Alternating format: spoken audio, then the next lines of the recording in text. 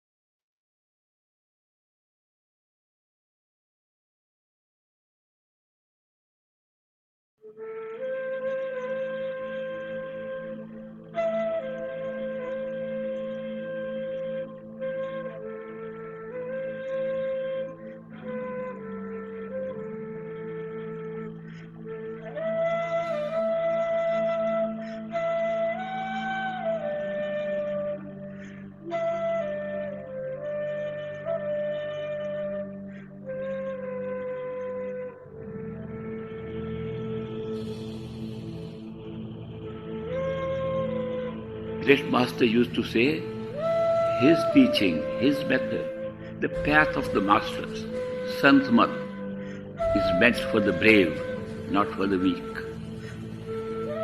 You have to be a warrior. He used to use the word. You have to be a warrior to be in this path. Why did he say that? What is the need to be brave and warrior in order to meditate and find yourself? He explained that many of us cannot cope up with the pralabdha, the destiny we are born with. And we try to run away from it. We are cowards. If we cannot face what we designed as an experience of destiny, then that is not a spiritual path at all. That's escapism. The path of the Master says, you should be strong and be warriors and face your life where you have been placed in the middle. Cope up with all the ups and downs of destiny. And then in the middle of it, escape and go back to your home from this network into which you have come.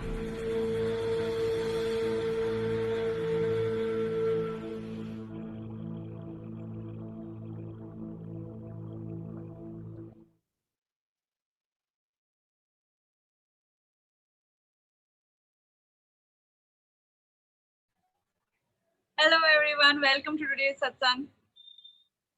Okay, so today's song is by an anonymous singer. Tere bin nahi jeena. Translation: I don't want to live without you, O Master. Then we have introduction by Michael. Then we have today's talk by Mahib ji. Topic is Guru Bhakti, the path of love. Then we'll have short dhyan session of 5 minutes. Then we'll play Master's YouTube video, and then we'll do group meditation with love and devotion. Thank you so much. Thank you so much.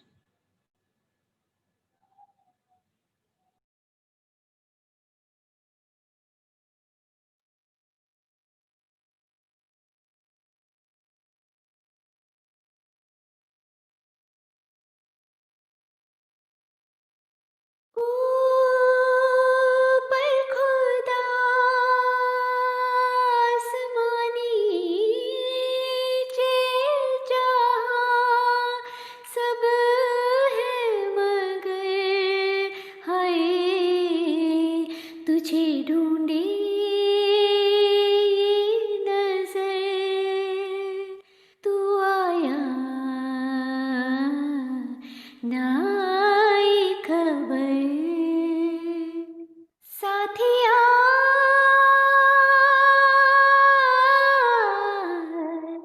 बेलिया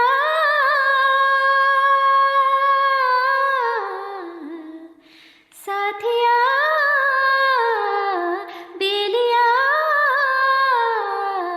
कच्चे धागे सच्चे प्यार के न तोड़ना तेरे बिन नहीं लगता दिल मेरा टोलना है तेरे बिन नहीं लगता दिल मेरा टोलना तेरे बिन नहीं लगता दिल मेरा टोलना है तेरे बिन नहीं लगता दिल मेरा टोलना बेलिया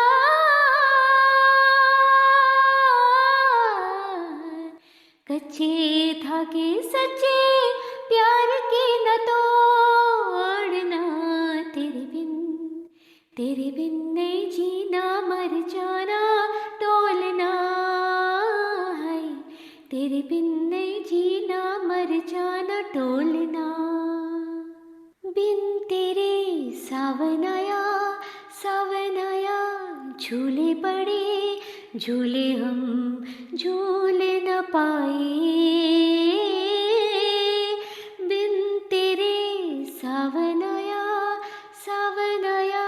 झूले पड़े झूले हम झूल न पाए तूने हमें कभी याद किया ना हम तुझे भूल न पाए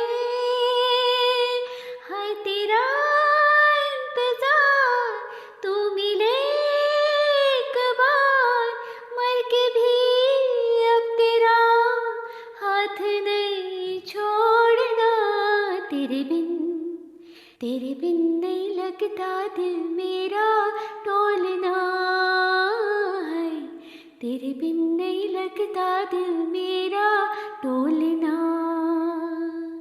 तेरे बिन नहीं लगता दिल मेरा टोलना है तेरे बिन नहीं लगता दिल मेरा टोलना कुछ नहीं पास मेरे सब कुछ ले गया तू छोड़ गया बस यादें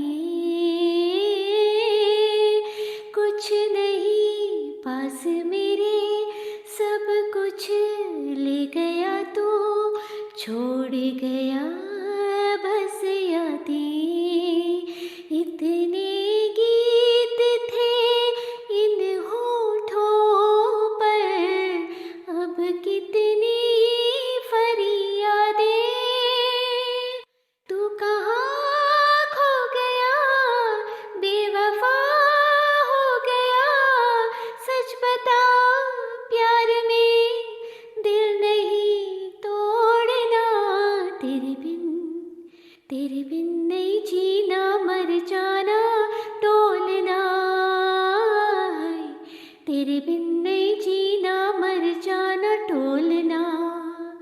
तेरे बिन नहीं लगता दिल मेरा डोलना है, तेरे बिन नहीं लगता दिल मेरा डोलना। अंग संग तेरा मेरा पीछा नहीं छोड़े मेरा, बीते दिनों की परछाइयाँ। अंग संग तेरा मेरा पीछा नहीं छोड़े मेरा, बीते दिनों की परछाइयाँ। जीना मुश्किल हो गया मेरा, डसने लगी तन्हाइयाँ। हमको तेरी कसम तेरे गम में सनम, डूब जाना है लेकिन नहीं डोलना। तेरे बिन नहीं लगता दिल मेरा डोलना है, तेरे बिन नहीं लगता दिल मेरा डोलना। तेरे बिन नहीं लगता दिल मेरा डोलना है, तेरे बिन नहीं लगता दिल मेरा डोलना। खाली खाली आहें मेरी, सुनी सुनी राहें मेरी, उठती है दिल में होके हो। खाली खाली आहें मेरी, सुनी सुनी राहें मेरी, उठती है दिल में होके। मेरे सीने पे चलती है यादों की बंदूकें। आ गया देख तू आसमां में लहू, अब लहू में जहर तू नहीं घोलना। तेरे बिन नहीं लगता दिल मेरा डोलना है, तेरे बिन नहीं लगता दिल मेरा डोलना। तेरे बिन नहीं लगता दिल मेरा डोलना है, तेरे बिन नहीं लगता दिल मेरा डोलना। जाने खुदा मेहरबान तेरे सिवा कौन मेरा,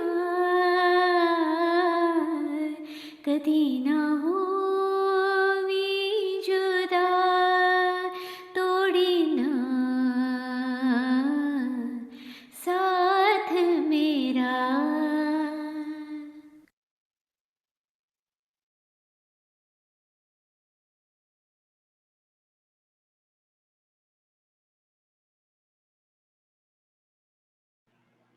Wow, that was an amazing shabd.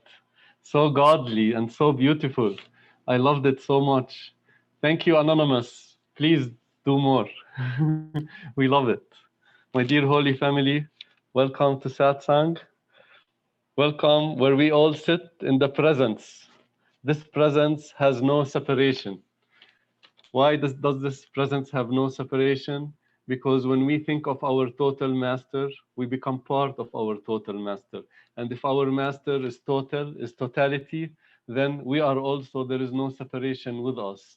There is no separation among us because we are soul, not body. And soul connected to God is all complete. And this completeness, when we connect with our holy master, who is one with God, then this unity between us and the Master becomes Trinity. Unity and Trinity become one. We all become one with Father God. So in this presence, in this holy satsang, there is no separation. There is no separation between us and Master, and there is no separation between each other, as we are part of Master. We are drops of the ocean, drops of the ocean of love. And we hold the hand of Master, we hold each other's hands, and we sail the ocean of love. We sail across this ocean of suffering into the ocean of love, together, hand in hand with each other and hand in hand with our master. Well, if you have a perfect master, you have nothing to worry about in the three worlds. As in the story of creation, it says that God sent his angel. God sent his angel to this world and he ordered the God of the fire, the God of the earth, the God of the water, uh, not to hurt, not to do anything to disturb the creation of this world until all the servants of God had their seal on their forehead. And we, whoever came to the refuge of the perfect living master, he or she has sorry, nothing to worry about in the three worlds.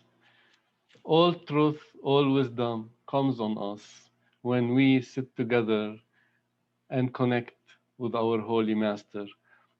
This closeness is our strength. When we think of Master, when we look at Master's video, when we talk about Master, Master draws us closer to his heart. When he draws us closer to his heart, that becomes our strength. Our strength to live in this world undisturbed and happily, to live happy now and forever. As we hold the hand of the Master, we learn the truth of this world. And what is this world? There is a story I never told you the story maybe, but it's a short story. But I heard it from my master, Sant Singh. And he said there was once a guy walking. As he was walking, he looked on the ground and he saw $100 bill. He was so happy that he found $100 bill. He looked at the $100 and he tried to put it in his pocket. But as he tried to put it in his pocket, it slipped, and it went on the ground, and he didn't know. After after he walked like a mile or so, he said, "Oh, I found $100. I want to look at it. I want to see how beautiful it is." So he put his hand in this pocket. Oh, where is it? No, it's not there. Then he put his hand in the other pocket, and it's not there. He searched his pockets here and there and here and there. He could not find it. What happened to his happiness? He started his walk happy. He found $100, and then he lost the $100, and then his walk became suffering. He was only thinking in his head that I have lost something. I have found $100. I had $100 with me, and now I have nothing with me. What a calamity! And he was crying. And my master Sant Singh used to say, this is the same thing as the situation of this world. We are born with nothing. We come into this world with just our empty hands and our empty feet. To this world, we have nothing. And then we start collecting and hoarding. This is mine, and this is mine, and this is mine, and this is mine. And then at the end of life, we lose them all, and we only collect suffering. We only collect suffering like this person who has found the $100 and then lost the $100. He started his walk with nothing, so there is no profit or loss to him. He started with nothing and ended up with nothing, but yet in the middle, he collected suffering because he got attached to that $100. And the same thing, we come into this world barefoot and empty-handed, and then we leave in the same way. And everything that we have collected has to leave us. And then we are attached to it. We have created so many desires and so many attachments, and so much suffering has been created in our heart. And then what happens is that we have to come back again, because the law of karma, what you sow, so shall you reap, has to satisfy all our desires. And if we created any attachments and then or any desires, we have to be reborn again, take birth in the womb, and have to suffer again to fulfill those desires. And while we fulfill those desires, we create much more desires, many more desires we create, and more attachments, and the cycle of coming and going, coming and going, and coming and going never ends. So this is the situation of this world, that all the enjoyments, the saints and masters say that all the enjoyments of this world are just like a fish hook, just like a fish hook. It looks beautiful. It looks like there is something very tasty in it. Yet when the fish puts its mouth on it, it gets hooked. It gets hooked. And these are all the enjoyments, these are all the pleasures of this world, that they are a big hook, they are a big fish hook. And the problem is that we don't know this while we are still living in this world. We don't know that we have been hooked. We don't know until the time of death comes. And then everything is shown to us. Everything is shown to us. All our accounts are shown to us, and then we will recognize that wow, we have been really, really, really hooked.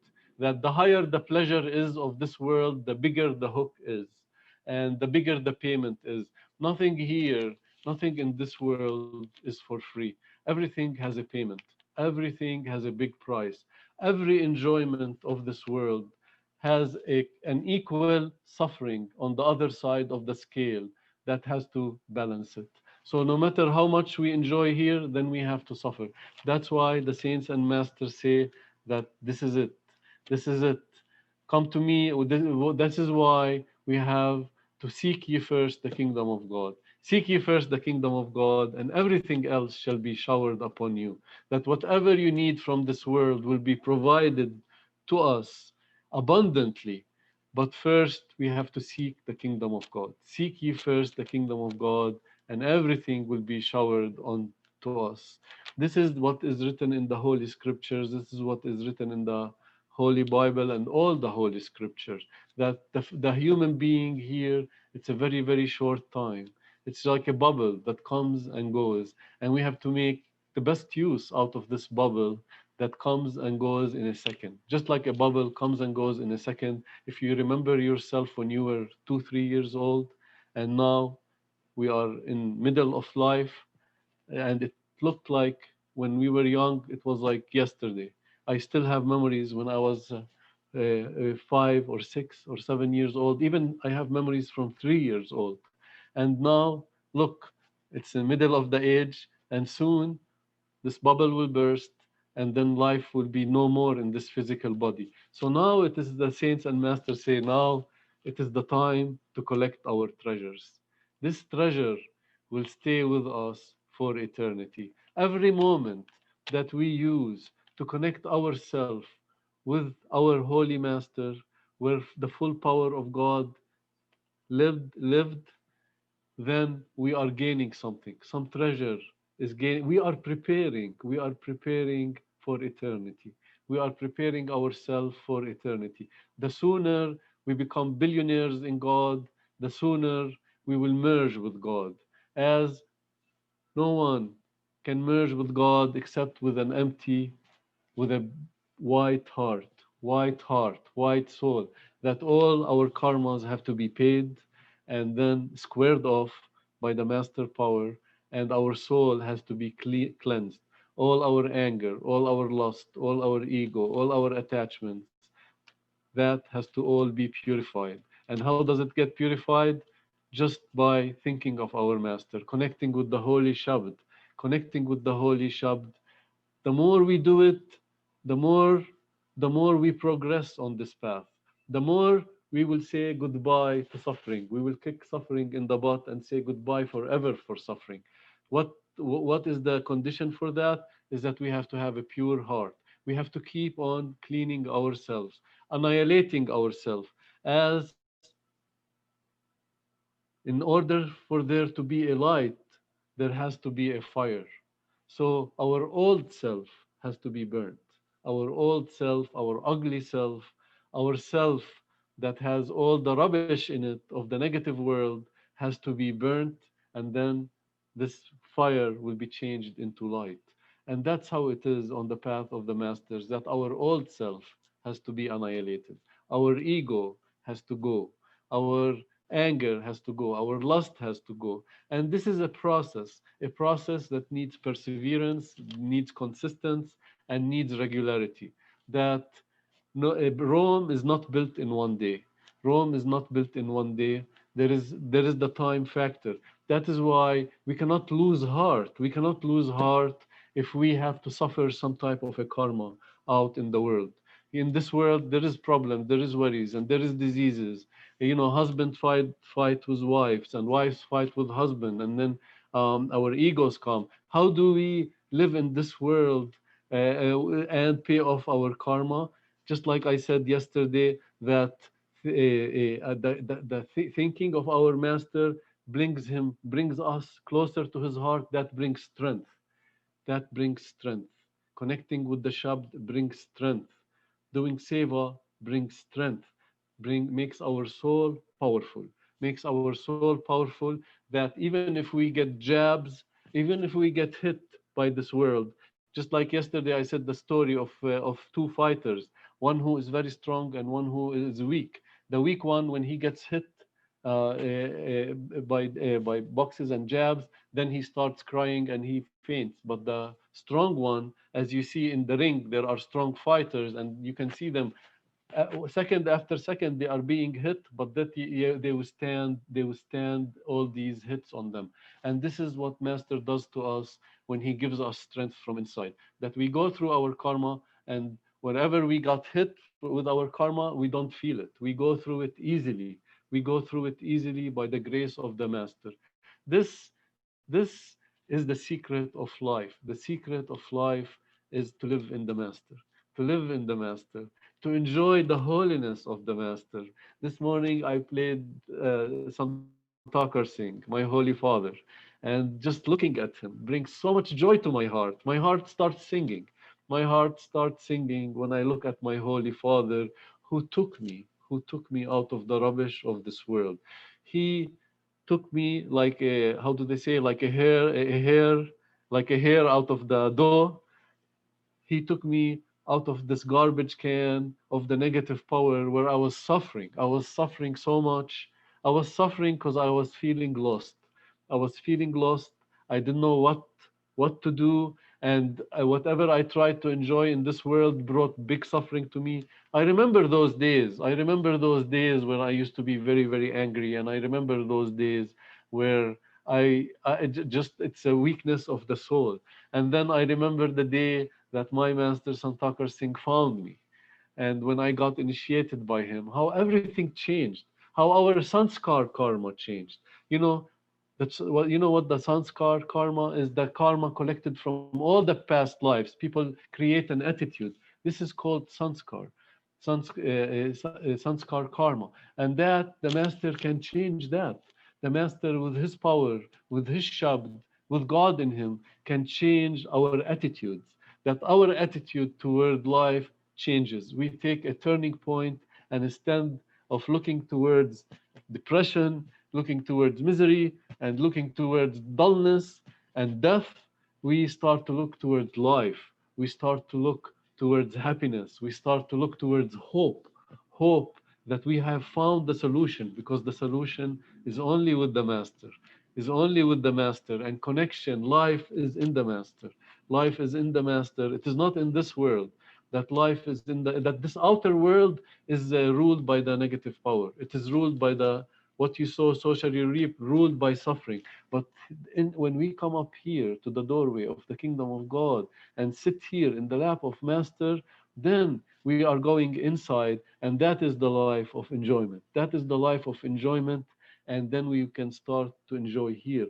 But as I said, it's about perseverance. It is about cleanliness of the heart. That in order for master to pour milk in the cup, he has to clean the cup first. He cannot pour milk in a cup that is dirty. That is why we go through periods of struggling. We go through periods of struggling where we sit to meditate, we don't feel much. You know, why? Why is that? It is because all the power of our meditation is going to clean us, is going to clean us, to remove the rubbish, to remove the rubbish. Once the rubbish is removed, then master can pour the milk, and then meditation becomes more enjoyable. It becomes something addictive. It becomes something that we look forward to, that it's not a chore anymore. In the beginning, it's a chore because we're going through the cleanliness process. We have to put a lot of effort. We have to put a lot of effort. And we are in darkness. We are in darkness. But once the regions of darkness are surpassed, then our soul starts to dash towards God. Just like a rocket that goes up, it's under the gravity of the earth at first, and has to put a lot of force to cross the gravity of earth. But once it crosses the gravity of the earth, it's under the gravity of a different planet, under the gravity of the moon, let's say. It starts to dash towards the moon easy. It starts to fall towards the moon. And that is that is why we have to put the effort in the beginning to cross the regions of darkness. And while we are in the regions of darkness, the mind is very strong. It will try to put all types of doubts against the perfect living master. It will try to put all types of suspicions, all types. It will try to trick us, to stay in darkness by taking us from Bhajan and Simran, from meditation, from our regularity. So if a voice inside of you tells you, stop going to satsang, let's go to family time instead. Let's stop listening to master, stop your meditation, stop your Simran. You will do it tomorrow. If there is a voice inside of you that tells you, mañana, let's do tomorrow, not today, that is the negative power. That is the mind. That's the suffering agency trying to take us away. So I'm just saying this because we have to know that when we are still in the regions of darkness, the voice of the mind is still strong. The voice of the mind is very, very, very strong. Uh, and we have to cross that. And we have to cross it by keep holding master. Don't listen to that voice. I'm telling you, if that voice comes, shun it off. Say, no, I want to meditate now. If the mind tells you meditate tomorrow, or tomorrow I will meditate, or to the day after I will meditate, let me do now. I have some chores. I have to do this. I have businesses. No, as Ishwar Puri ji says, put God first and the world second. Once we put God first, then what happens? He will do our businesses for us. He will arrange everything for us. Everything will become a piece of cake. Everything will become a piece of cake when God is involved. If God is not involved, trust me, it's suffering and more suffering and more suffering. It will be a life of misery, a life of nothingness, and we will start to lose even the direction and why we are here. If the mind will make us even forget that, why we are here, and what's the purpose of our existence in the human body, the mind will take us out and will try to put all types of outer enjoyments for us to delude us not to go inside and to collect our real treasure. And the time passes by so fast. Already half of my life is gone, or more. And then, you know, whatever time left, this is the time to become rich in God, to walk in this world with Master. Walk in this world with Master. He who walks this world with Master is walking with the King of Kings. And as I said in the beginning, has nothing to worry about, but only to watch this show and enjoy this show. As Master will raise you above and will show you that this world is just a show, and we are just going through the show, and we don't involve ourselves into the show.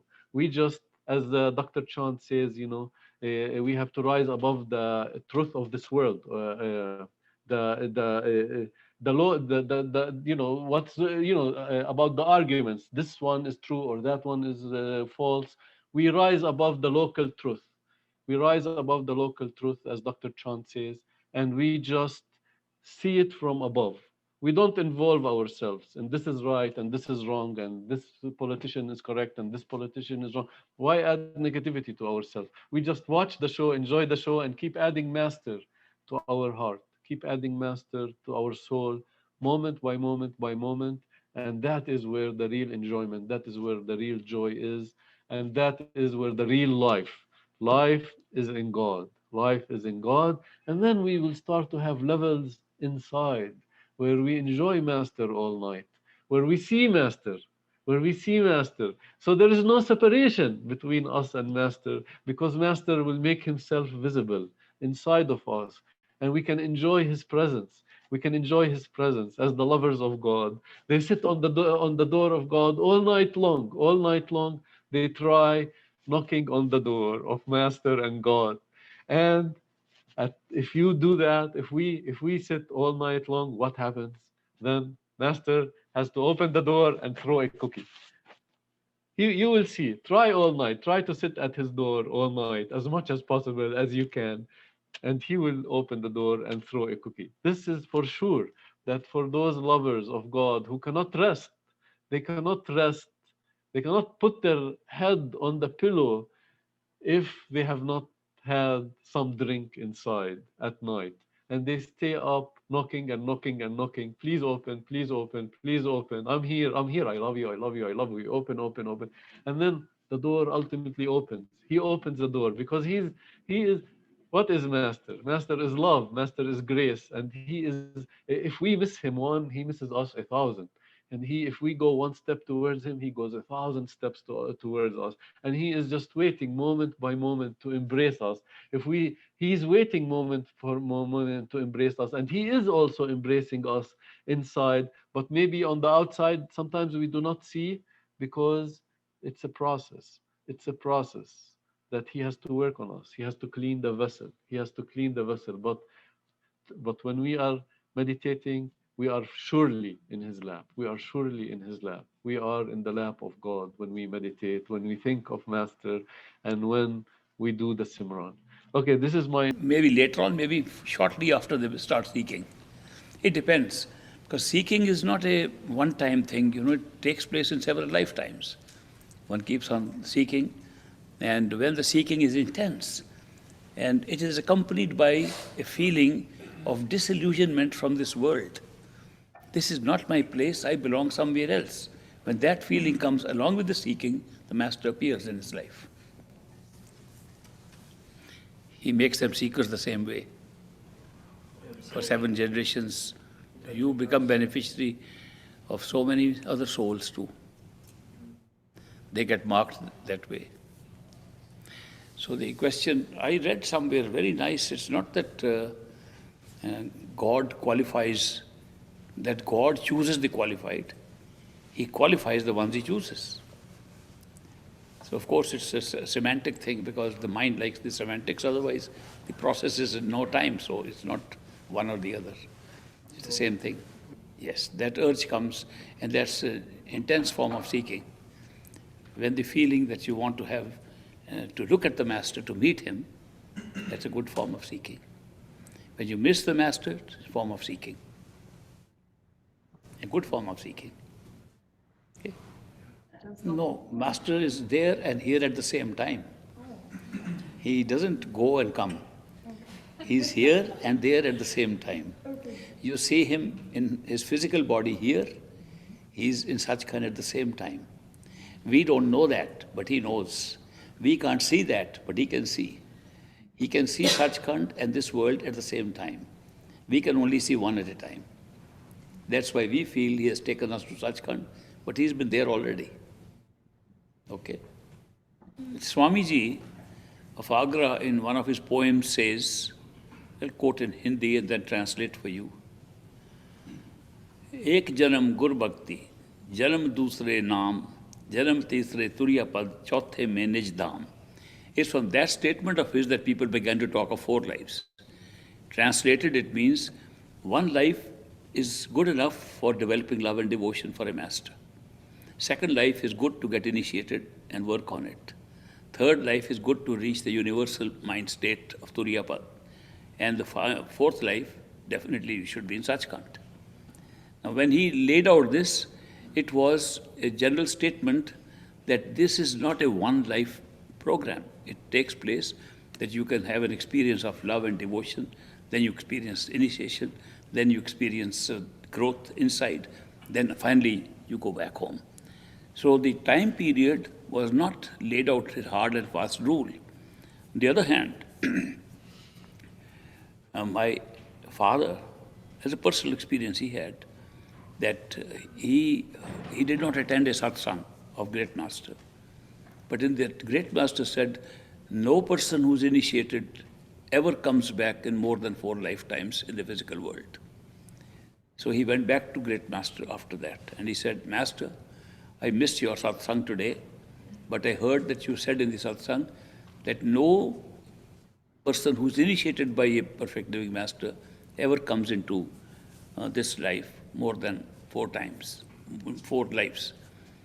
Great Master laughed. He said, Lekhraj, that was my father's name. Lekhraj, why are you asking this? This is your last life. You don't have to come again.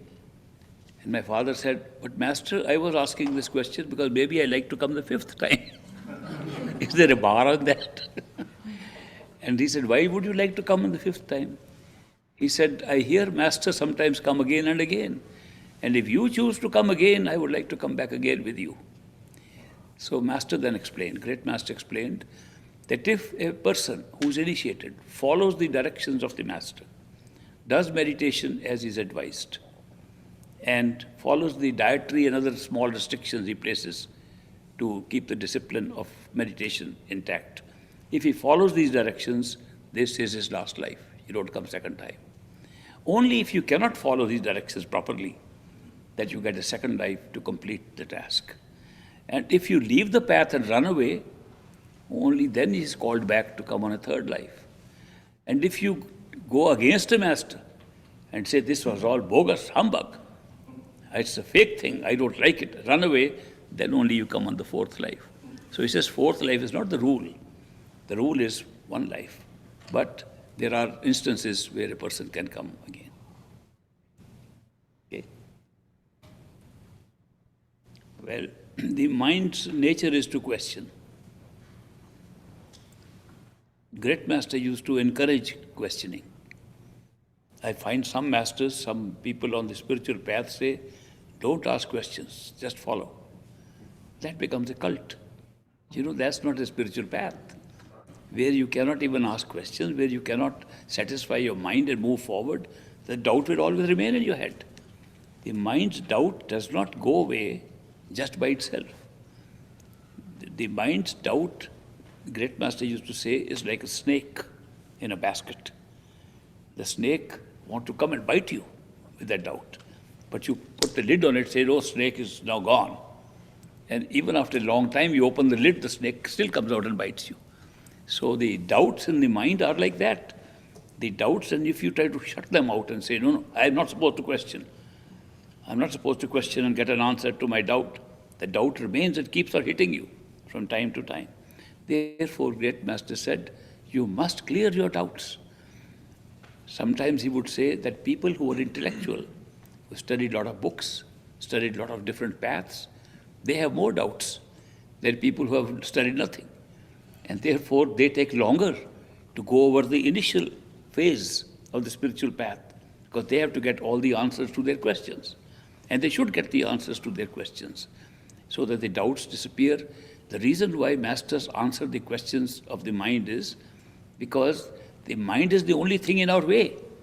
In getting good answers, the mind says, yes, that makes sense. That makes sense, and you move on. Otherwise, the mind doesn't let you move on. So that is why questions are asked and doubts are resolved by asking questions and getting answers. So the good response is, if somebody says, I surrender to the Master, and it's a mechanical, mental thing, that because book says you should surrender, so I surrender. But the doubt, I'm not sure what it is all like. That doubt will creep in. So doubt has to be resolved. There have been people, I met one in Lithuania, and he had been initiated in India by a master. And he came up to Europe, and from there he came and saw me. He came, and although he was initiated, he could not make any progress because he had doubt about the whole path. And nobody was there to give answers and remove his doubt. So he had to come all the way to see me in another European city to get the doubts removed. And now he'll make progress. So that means doubts can hold you back even when you feel that you are on the right path, but the doubt has not been resolved. So doubts have to be resolved. And the best way is, masters give us teachings. Master gives us things, do this in this way. They make the path appealable to the mind, so that the mind may be kept out of the way. It's not that the teaching itself is spirituality. Great Master used to say, even repetition of words and doing meditation, closing your eyes, is not spirituality. If you do it for the whole life, close your eyes and sit every day and repeat the same word like a parrot, you'll make no progress. The real secret of meditation and secret of The spiritual path is love and devotion. It does not involve closing your eyes. It does not involve the body. The love and devotion comes from the soul, from the spirit. The spiritual path is based on love and devotion, but the mind comes in the way. Therefore, the teachings have been prescribed to keep the mind out of the way. So, surrender mentally is all right, but the doubts have to be removed. You have done by listening to the Master repeating the words inside you. You have done by walking the Master walk in your body. And that's all that's needed. You don't need to do anything more. Now I want to emphasize that the power of listening is a power of the soul. If there was no soul, we couldn't listen. The power of speaking is not the power of the soul, it's the power of the mind. So inside us, in consciousness, there are two powers built in. The power of speaking and the power of listening. This mind speaks, the soul listens. Now, speaking doesn't mean speaking with the tongue, even speaking with the mind. Thinking is a speaking of the mind. When we are thinking in any kind of words, any kind of language, it's the mind speaking in our head. And how do we know the mind is speaking? Because we listen to it. The soul listens to the mind speaking and we call it thinking. When the mind speaks in the head and the soul listens, we call it thinking. And then thinking distracts us, all distractions, detachments go away when thinking attaches us to various things. So the process starts from there. The secret of going back again is listening. That means if you repeat the words and only know that you are repeating, you don't make any progress. If you listen to what you are repeating, you make progress. Listening is the key, not the speaking. Even in Simran, even in repetition of words, when you repeat words, how intently you can listen to what you are repeating makes for progress. So remember, listening is the key and not the speaking. Yes, the more you listen, the more quiet the mind becomes. The listening to the words of the Simran or listening to the Shabad Dhun inside, listening to the sound inside, both quieten the mind. The more you concentrate on listening, less on speaking, the more your mind becomes quiet. Listening is the key. What you call repetition, great master called habit. He says the mind is used to forming habits. That means if it forms a habit, it automatically becomes repetitive. That's the habit of the mind. Mind can get habituated to anything. The answer to your question, great master gives is, make the repetition of Simran a habit. Instead of just practicing by speaking, make it a habit. How do you make it a habit? By not using repetition only at the time of meditation, but all the time. While walking, while working, while cooking, while doing any other job, wherever the mind is not occupied in a concentrated work on something, where the attention is not needed to be concentrated on an external task, keep repeating the words. The mind will get habituated to repeating. If it gets habituated, you will see when you go to sleep at night, the mind will by habit start repeating the words. And therefore, the task becomes much easier. If the mind is repeating the words by habit, all you have to do is to listen to what the mind is saying. So Simran becomes much easier by creating a habit of repetition. Many problems are solved by listening inside. That's right. The more you practice listening, the more you will find answers coming automatically into your head. It's a very great art. The art of listening is the most important art. But we speak too much, both externally with our mouth and internally with our mind. We don't need to speak so much. When you have a repetition, the mind has to keep on saying something. So when you practice and make a habit of repeating the Simran, then the mind doesn't think of so many other things. It's repeating the Simran all the time. Every opportunity comes, you are repeating the Simran. You feel something is not going to happen good, is negative. Simran takes the negativity away, you repeat the Simran. Ultimately it becomes a habit, meditation becomes very easy after that. And listening gives the answers inside. Thinking does not allow this listening to the bhajan at all. The more you are thinking of various things, the less chance of hearing a sound inside. But when you are repeating, you are replacing the thinking with repetition of mantra, repetition of Simran. When you are repeating those words, they are taking the same place in the thought stream as a thought would be. So you are blocking many thoughts from coming by repetition of those words. With practice, if you make the Simran a consistent thing in your consciousness, the sound comes automatically because there are fewer thoughts. But I agree with you, thoughts are contrary to the sound being heard. But Simran is a preparation for the sound to come. In fact, you'll be surprised, Simran has no other function. We think Simran is going to take us to God. No, it doesn't. What does Simran do? Simran prepares you for the sound. Simran prepares you by wiping out thoughts which would otherwise take place in the conscious stream in your head. And you begin to repeat the same words over and over again. They are replacing the words of thought. Ultimately, they replace almost all words of thought, and your attention is on the words. The attention goes only by listening to the words. When you put your attention on listening to the words, ultimately the sound comes automatically because you're not thinking too much. You don't force yourself to hear the sound. If you force yourself, it will never be the real sound. He said that in order to have bhajan, in order to listen to the sound, you have to prepare yourself with Simran. Therefore, in his instructions at the time of initiation, he would say, you should do about 1/10 of your total time in every 24 hours in meditation, which means 2.5 hours. He recommended that in the beginning, do 2 hours of Simran, only half an hour of bhajan or listening to the sound. The sound won't come. And the sound that comes in the beginning are artificial sounds, which are many physical sounds. Some are sounds being created by the body functions. Some are even the blood circulating, the heartbeat, and many sounds are not at all really spiritual sounds. So you practice them just for the sake of listening with your attention to the sounds. Simran for 2 hours.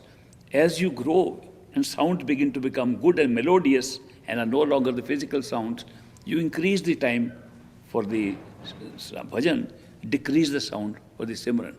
If the sound can be heard all the time, whether you close your ears or not, whether you're sitting in meditation or not, Simran becomes unnecessary. That's what Great Master said. And it's true. Sanchit karma is burnt. Sanchit karma is burnt at initiation. It burns even your pralabdha karma. Yes. Listening to the sound burns even your current destiny karma and lightens it up. And ultimately you find very light.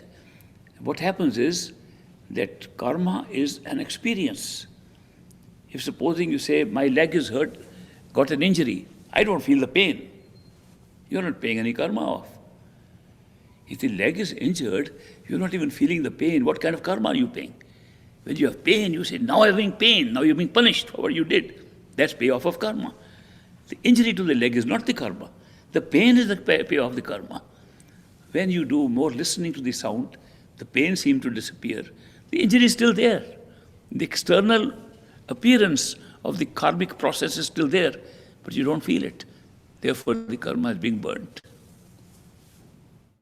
The beautiful thing, that you can burn your karma. You can burn your pralabdha even. Sanchit is burnt already by initiation, and pralabdha can be burnt by meditation.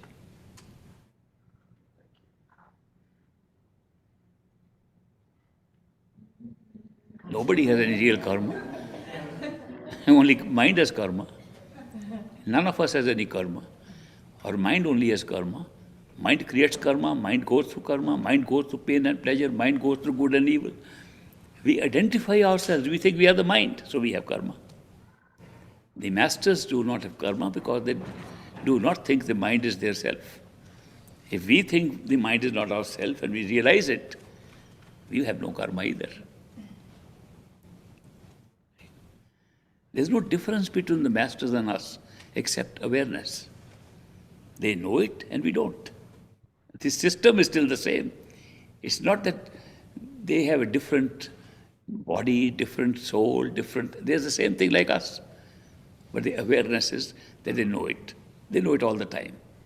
And we don't know, even glimpses we get once in a while. That's the difference.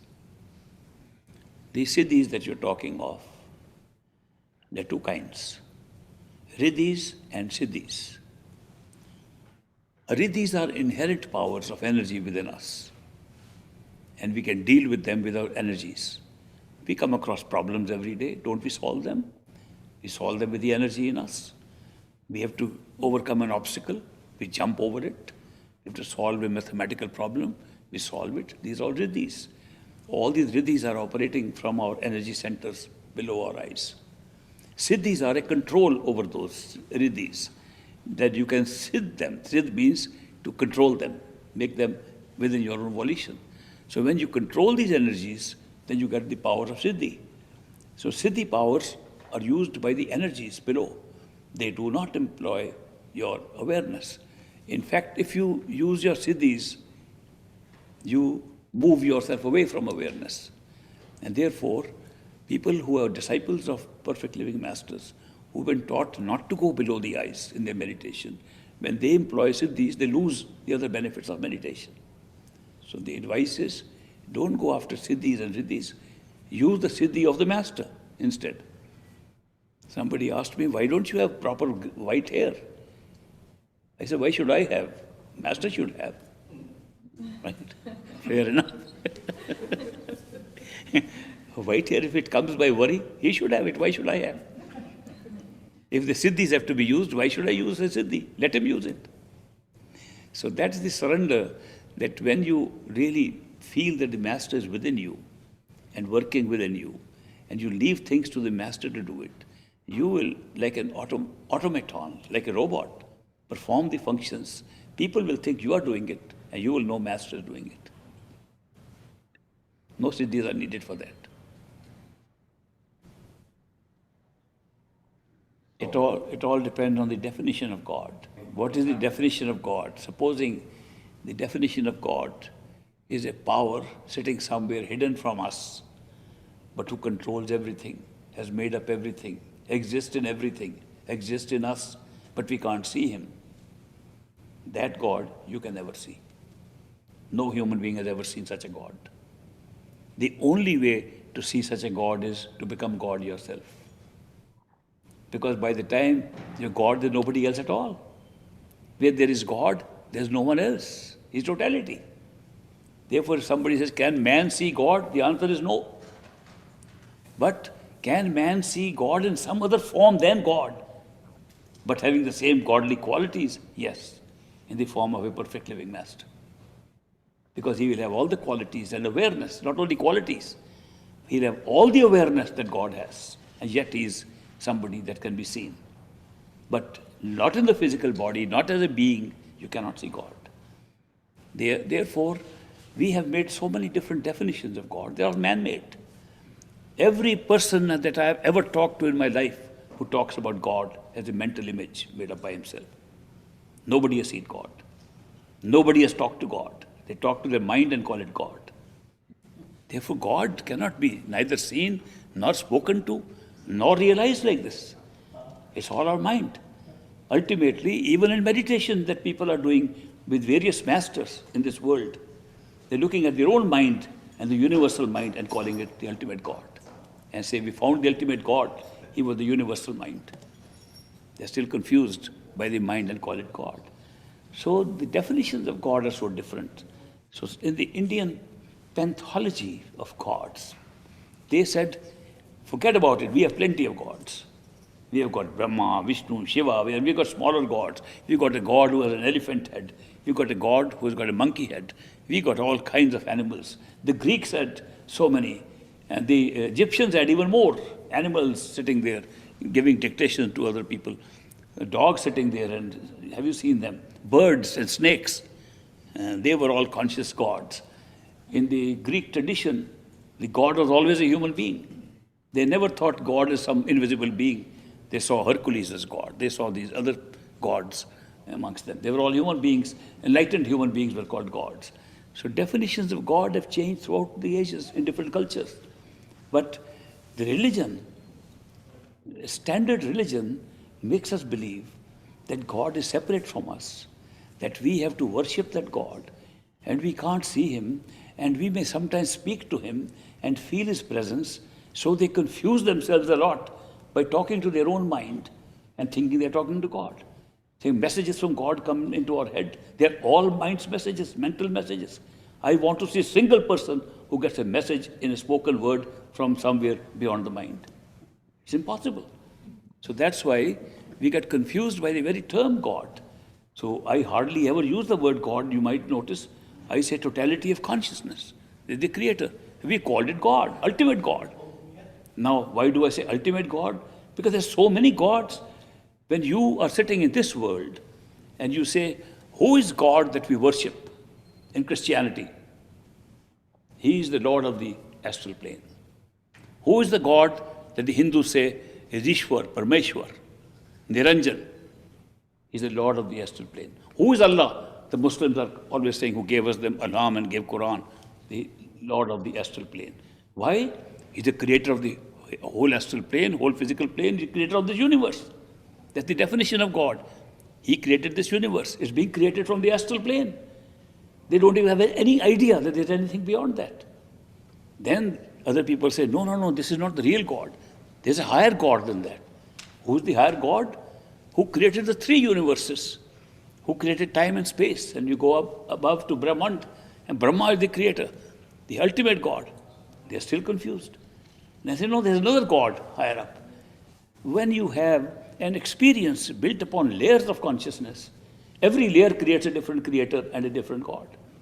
Not only that, supposing you have no perfect living master, and a master of a lower order who has thought that the God that we worship in church and temple and mosque, he is the ultimate God and teaches you to reach the God in the astral plane, you will think you have reached such Khand. There is no way you can find out that there is any such Khand beyond that. Because it's a complete system. You see the creator, you see the world being created, you see this whole physical world being created from the astral. What else can there be? The mind does not expect, mind does not see anything beyond. Even initiates of perfect living masters, when they reach the astral plane, they think we have reached Sachkhand. The master has to goad them to move forward. This is not it. We have to go forward. But we see the creator sitting right here. Well, that's the creator of this lower universe. There's more than that. There's still time and space. All the gods that we worship are all working in time and space. In the beginning was this, then they did this, then they did that. They took 6 days, 7 days to do this. They did take 1 million years, they took 3 million years. They took 3 seconds. It's all time-created universe. It's being created by those who are within this realm of time. The ultimate creator, the total consciousness exists way, way beyond time. Way beyond all these thoughts that we can have, way beyond the mind. So that's why, unless a perfect living master comes from that totality, we can have no idea whatsoever. And we think that's God when we come to the very first stage. So we ultimately discover there's more and more. And the great master used to take disciples above by telling them, this is not it. Move forward. So at every stage we think we have reached the end and we have reached our destination, and not the destination.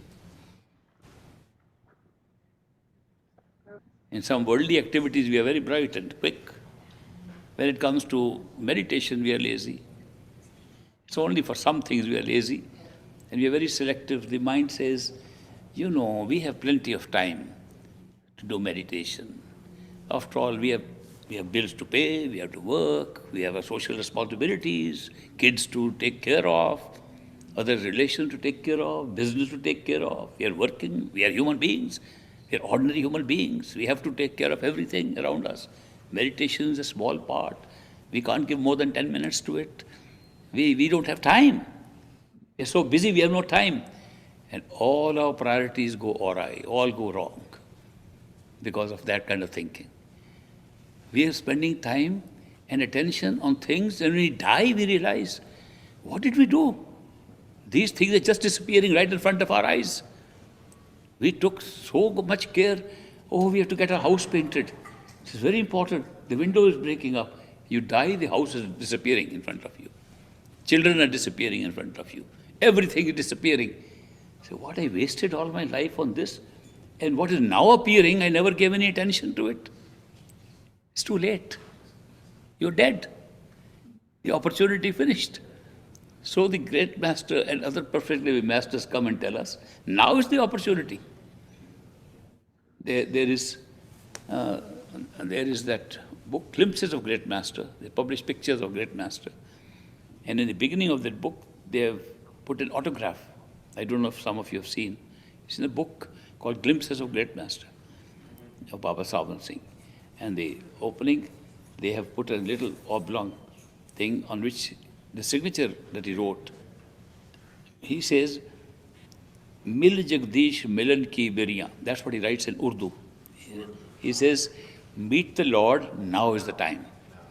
That means do not think tomorrow is the time. It's always now. Don't waste even a moment. Don't waste this useful time that you have, because only as a human being, with a human consciousness, with human seeking, human free will, do you have a chance. Otherwise, too late. We all discover at the time of death, oh, we should have been different. Too late. You come again and you forget everything again and say, oh, we have other things to do, very big responsibilities. What about our kids? What about our job?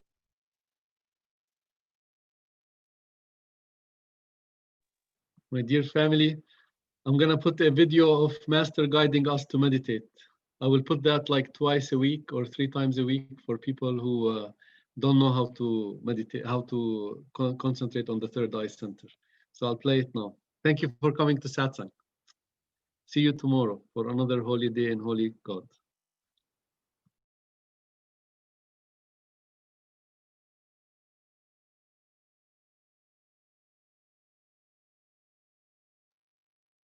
Jobs. What about paying bills? You can't be an ordinary human being.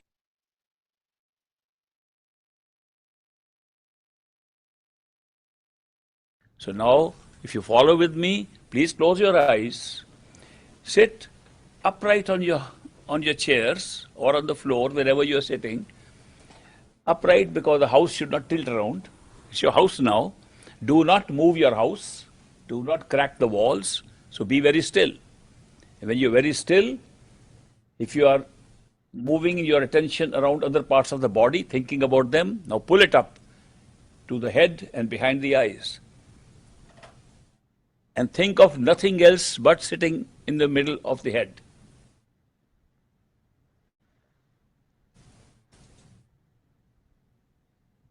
You can use an imaginary chair, you can sit on the floor, you can stand there in the space.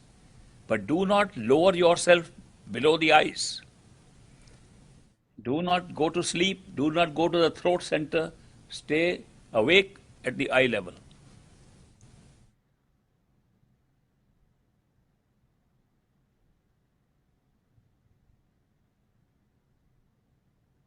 If you're too forward, push yourself behind. If you're sitting on a chair, press your feet so that you can move backwards to the center of the head. Don't push too hard, you'll go out of the head from behind, but stay in the center. Center yourself exactly where you think the eyes are in front of you, the ears are on either side of you. And imagine you are there, doing nothing but just locating yourself.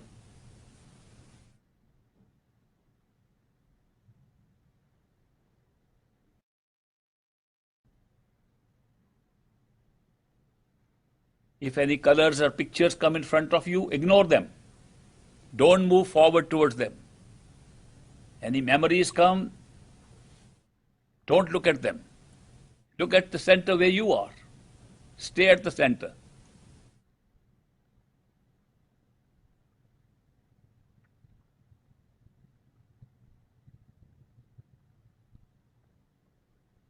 If you hear any sounds, ignore them. Do not move away.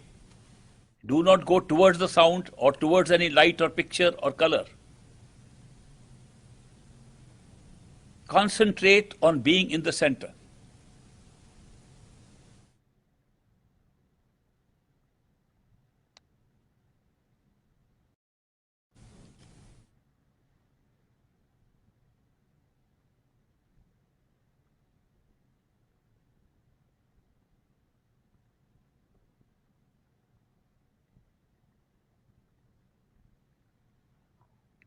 Don't think of anything else. Don't scatter your thoughts. Think of where you are.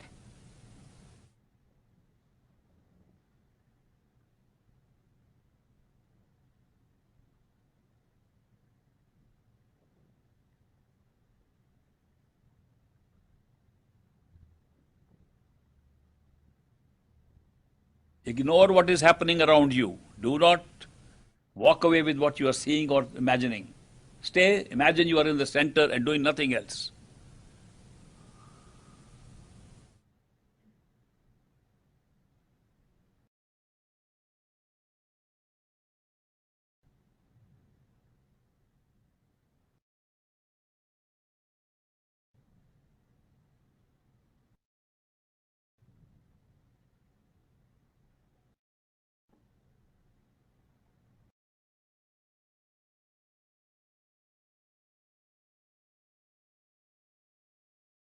No other thoughts, please. Only thought is, where am I? Am I in the center of my head? Is my head expanding? Do I have enough space? Is it still my head? Is there sky overhead? Is it an open place or is it a closed place? Think of just what is where you are. Concentrate on what you see just where you are. Don't move either way. Don't move forward. Don't go backwards. No sideways.